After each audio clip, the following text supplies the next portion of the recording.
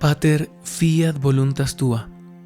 En el nombre del Padre, y del Hijo, y del Espíritu Santo. Amén. Lectura del Santo Evangelio según San Marcos. En aquel tiempo, Jesús y los 3 discípulos bajaron del monte y volvieron a donde estaban los demás discípulos. Vieron mucha gente alrededor y a unos escribas discutiendo con ellos. Al ver a Jesús, la gente se sorprendió y corrió a saludarlo. Él les preguntó: ¿de qué discuten? Uno de la gente le contestó: Maestro, te he traído a mi hijo. Tiene un espíritu que no lo deja hablar, y cuando lo agarra lo tira al suelo, echa espumarajos, rechina los dientes y se queda rígido. He pedido a tus discípulos que lo echen y no han sido capaces. Él, tomando la palabra, les dice: Generación incrédula, ¿hasta cuándo estaré con ustedes? ¿Hasta cuándo los tendré que soportar? Tráiganmelo. Se lo llevaron. El espíritu, en cuanto vio a Jesús, retorció al niño. Este cayó por tierra y se revolcaba echando espumarajos. Jesús preguntó al padre: ¿cuánto tiempo hace que le pasa esto? Contestó él: desde pequeño. Y muchas veces hasta lo ha echado al fuego y al agua para acabar con él. Si algo puedes, ten compasión de nosotros y ayúdanos. Jesús replicó: si puedo, todo es posible al que tiene fe. Entonces el padre del muchacho se puso a gritar: creo, pero ayuda a mi falta de fe. Jesús, al ver que acudía gente, increpó al espíritu inmundo diciendo: Espíritu mudo y sordo, yo te lo mando, sal de él y no vuelvas a entrar en él. Gritando y sacudiéndolo violentamente salió. El niño se quedó como un cadáver, de modo que muchos decían que estaba muerto. Pero Jesús lo levantó, cogiéndolo de la mano, y el niño se puso en pie. Al entrar en casa, sus discípulos le preguntaron a solas: ¿por qué no pudimos echarlo nosotros? Él les respondió: esta especie solo puede salir con oración. Palabra del Señor. Gloria a ti, Señor Jesús.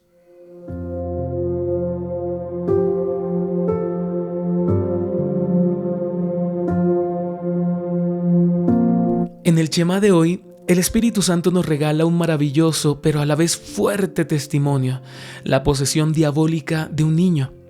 En este Evangelio se nos aclara este tema que aún hoy para muchos es tabú o irreal, pues se duda que pueda suceder, pues no se cree que puedan existir los demonios o el infierno, y más cuando la ciencia ha reducido todo a problemas mentales. Sin embargo, San Marcos nos relata esta situación que vivió un padre que estaba entre la gente que acude a Jesús para que le ayudase en la liberación espiritual de su hijo, de su niño. Nos dice el texto que había sido poseído desde que era pequeño. La causa de la posesión no la aclara, pero sí los efectos. Nos dice que es un espíritu que no le dejaba hablar, le tiraba al suelo, echaba espumarajos, rechinaba los dientes y se quedaba rígido. El espíritu lo había echado al fuego y al agua queriendo acabar con él. Prácticamente el niño estaba fuera de sí todo el tiempo y ya el padre estaba desesperado. En cuanto a esto, es de saberse que el mundo espiritual es infinito, hermanos, es misterio, y hay muchas realidades espirituales que se nos pueden escapar de nuestras comprensiones limitadas, ya sea por nuestra falta de fe o simplemente porque nos falta más oración, pues la oración y la contemplación son un libro abierto del que el cielo nos rocía con sabiduría eterna y entendimiento para comprender las cosas que suceden y las maneras para afrontarlas. Ahora bien, las posesiones son cosa seria. No son para ser tomadas a la ligera o simplemente como si fuera una cuestión de traumas mentales. Las posesiones son realidades, sí, realidades espirituales que pueden tener muchas causas. La primera de ellas es la herida del pecado. La cercanía de los espíritus malos a nuestras vidas se da porque ellos aman las heridas de pecado y emocionales en nuestra alma. Y cuando digo aman, me refiero a lo apetecible que se hacen las heridas para ellos, pues éstas hacen vulnerables a las personas ante sus ataques. Las heridas pueden ser lugares de entrada de los demonios por todos los movimientos y desórdenes que éstas generan en el alma de las personas. Pero Dios se acerca a nuestras heridas para sanarlas y a través de ellas unirnos íntimamente a Él. Las heridas también son apreciadas por el cielo, pues a través de ellas el ser humano doblega su voluntad a Dios y se vuelca hacia una relación de intimidad muy profunda. Pero el que las heridas sean tomadas por demonios o por Dios atiende a la disposición de la persona. Si está en docilidad y búsqueda de Dios a través de la oración, o si por el contrario está en lógica del mundo y busca sanar dichas heridas con las fuerzas del hombre en cualquiera de las maneras que el mundo ofrece para el tratamiento de heridas espirituales. El texto dice también que aquel espíritu que tenía dominada la voluntad de aquel niño quería acabar con la vida de su huésped. Nos dice el texto que lo lanzaba al fuego o al agua y aparece la pregunta: ¿por qué los demonios nos odian tanto? La respuesta es directa, hermanos, porque somos capaces de aquello que ellos perdieron cuando se rebelaron contra Dios. Y aquello que perdieron es el cielo. Los demonios nos odian porque ellos no pueden acceder a la misericordia para liberarse del sufrimiento eterno en el que están envueltos. Ellos experimentan un dolor y un sufrimiento existencial inagotable. Nunca dejan de sentir dolor en su ser criaturas por la transgresión al Creador, y por ello, en el odio que cargan todo el tiempo contra Dios, como una manera de aliviar el dolor, arremeten contra la criatura más amada por Dios, que aunque peca, desobedece y transgrede la ley divina, es perdonado una y otra vez teniendo la posibilidad del cielo. El dolor inagotable de los demonios lo intentan aliviar con más odio contra Dios y con cada vez más maldad en contra de su criatura, el ser humano. Por eso la acechanza del infierno contra nosotros es imparable.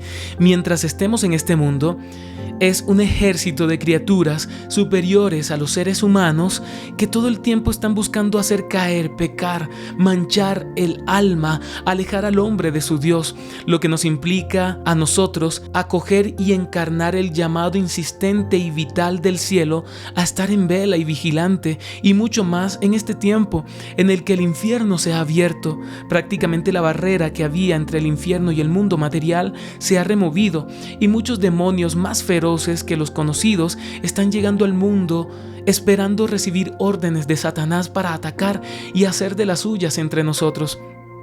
Pero Dios es poderoso. El infierno, el mal, no tienen el poder de Dios, lo han querido igualar, pero nunca, jamás podrán, porque Dios es el único. Es Dios, es Rey y es poderoso, y no hay nadie, ninguna criatura puede contra Él. Por eso, ante la súplica del padre de aquel muchacho poseído que le dice: si algo puedes, ten compasión y ayúdanos, Jesús le replica: ¿si puedo? Yo me imagino la expresión de nuestro Señor delante de sus discípulos y de aquellas personas que estaban allí, diciéndole: ¿si puedo? Pues todo es posible al que tiene fe. Y eso te lo dice hoy el Señor a ti.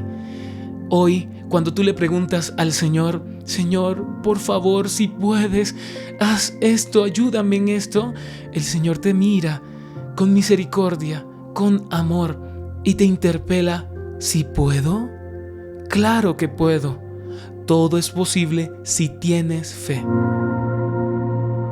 La fe, hermanos, es un poder que hemos recibido del cielo como arma y escudo para combatir el mal, todo tipo de mal. Ningún demonio puede tocar un alma llena de fe. pues no tienen espacio para entrar, ya que ninguna criatura puede entrar donde Dios ya ha ocupado todo el lugar, pues es Dios.